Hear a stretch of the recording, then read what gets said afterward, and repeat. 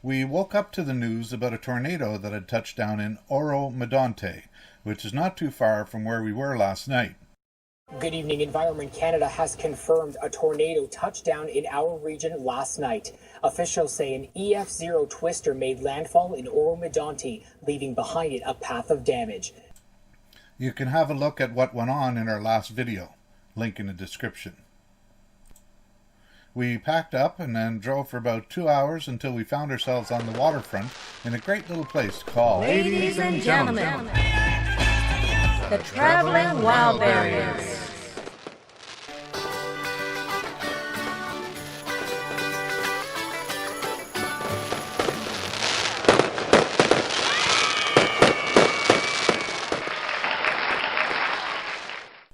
Barrie, Ontario. The Barrie area was first settled during the War of 1812 as a key supply depot for British forces. It would be named 20 years later after Sir Robert Barrie, who frequently commanded forces through the region. The 1980s and 90s would be a period of immense growth for Barrie, with the population tripling in the span of 25 years. In 1981, the city had a population of 38,000 and change. In 2006, Barrie had 128,000 residents living within the city limits. Barrie's ongoing success would be punctuated by high-rise condominium development along Kempenfelt Bay, instigating a sort of downtown renaissance. Further investment by the city into their beachfront amenities would culminate in Barrie becoming a prime tourist destination. We followed the exit off the highway, which took us to Lakeshore Drive, where we decided to make use of the beachfront metered parking in order to have a quick look around before deciding what to do next. We dropped a couple of quarters in the meter and walked across the street to the waterfront. The beach seemed like the perfect place to spend the day, so the plan was set. Go back to the RV, find a better non-metered parking spot, pack up our lawn chairs, a snack, and some other things that may be useful. Like the backgammon game, so I can whoop Ken's butt yet again. And bring it all down to the beach so we can hunker down and enjoy the day there. We spent the whole day and the evening on the waterfront, only going back to the RV for whatever little things we needed or forgot to bring. We also prepared supper and brought it back to eat at the picnic table in the park. And yes, for those waiting to hear it, Kathy did whoop my butt at backgammon yet again. I tell you, if I were to try to describe it to those who understand the game, you just wouldn't believe it. She manages to conjure up the perfect dice rolls at just the right time when needed. This can even happen when it looks like I'm about to win with her stuck on the bar. I guess you could say it's a combination of her good luck rolls matched up with my terrible luck rolls, helping her set the table for my demise. Of course, I still win my share of games, but not quite the way she wins. Like I said, it's all in that lucky flick of the wrist. It was getting dark, and we had not scouted out a place for the overnight, so we pointed the GPS to the nearest Walmart hotel for tonight. The next morning, we decided that we enjoyed the beach so much, we were going to head back there today. We found a great parking spot just a few blocks away and went exploring.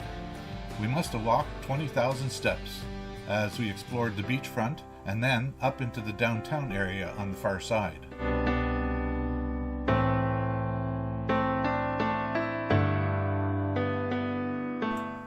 Get a load of this sign. Do you think that sounds like slight overkill? I mean, really? $100,000 fine? We get it. Smoking is bad. But really? No kidding. Sheesh. These ducks came to visit us at our picnic table as we set up for lunch. Friendly little fellas with nicely colored plumage.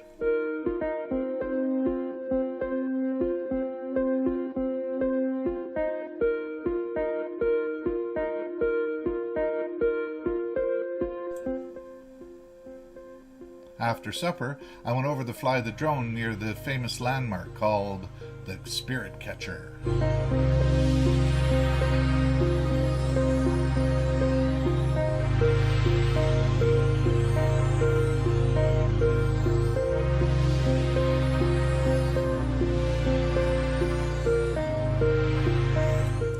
The Spirit Catcher, also called Dream Catcher, is a sculpture situated on the shore of Kempenfelt Bay in Barrie, Ontario, Canada.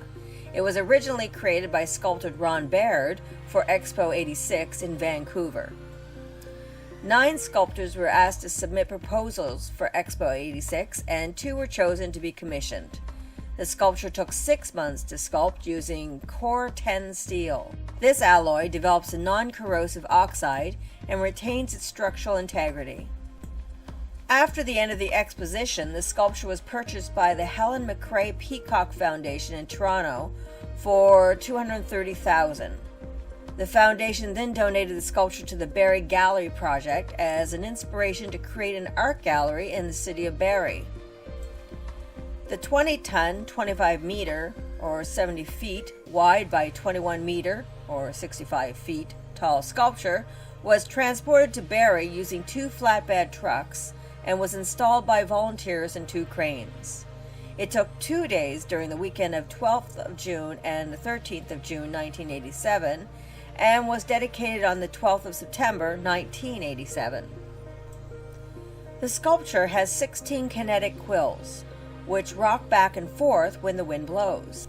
Several months after it was erected on the site in Barrie, the unpredictable winds coming onshore from Kempenfelt Bay caused concern that the quills might fall off.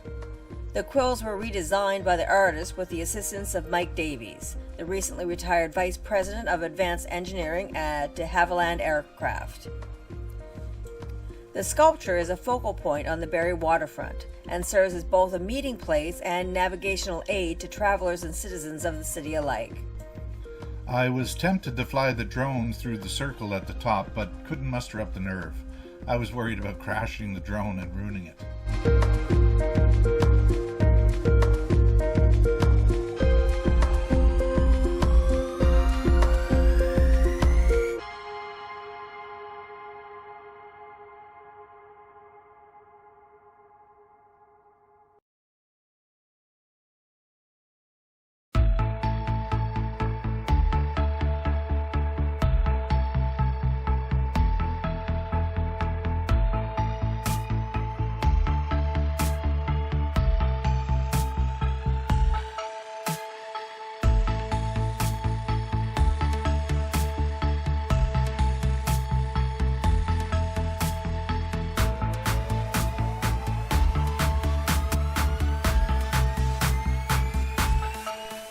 Later, we decided to go for another long walk. Steps.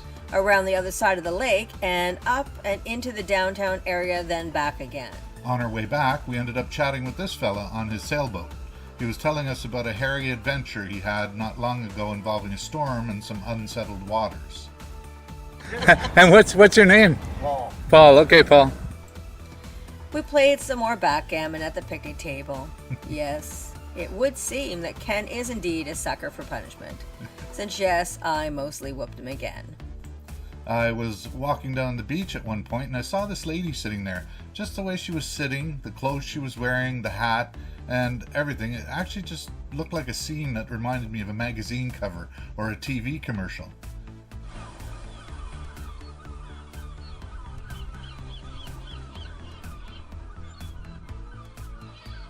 What do you think? Is it just me, or does this resemble some ad that appeared somewhere?